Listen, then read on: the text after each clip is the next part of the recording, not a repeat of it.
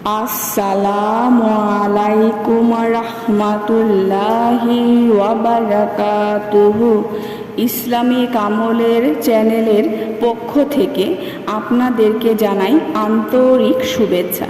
প্রিয় দর্শক শ্রোতাবৃন্দ, আজ ছোট বাচ্চাদের একটি ওজিফা আলোচনা করব।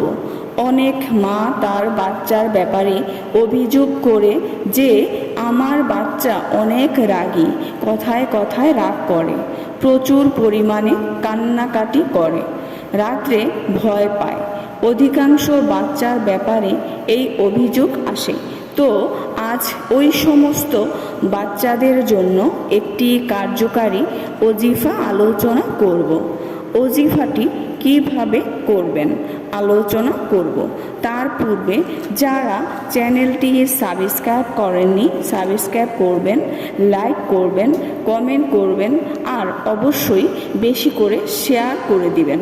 প্রিয় দর্শক শ্রোতাবৃন্দ, এই আমলটি বাচ্চার মা অথবা তার বাবাও করতে পারে। রাত্রে যখন বাচ্চা ঘুমিয়ে যায় অথবা জাগ্রত অবস্থায় থাকুক না কেন বা বাচ্চা শুয়ে পড়েছে, তখন আপনি এই আমলটি করবেন।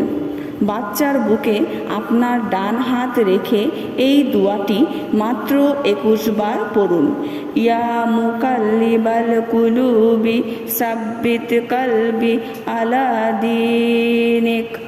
21 বার এটি পড়ুন। শুরুতে এবং শেষে একবার করে দুরুদে ইব্রাহিম পড়ে বাচ্চাকে ফুঁক দিয়ে দিন। এই আমলটি 21 দিন পর্যন্ত করুন। যদি এক সপ্তাহের মধ্যে জিদ, রাগ, কান্নাকাটি ভালো হয়ে যায়, তারপরেও 21 দিন পর্যন্ত আমলটি করুন। ইনশাআল্লাহ ইনশাআল্লাহ এতে স্থায়ীভাবে বাচ্চার রাগ করা, কান্নাকাটি করা এবং ভয় পাওয়া ভালো হয়ে যাবে।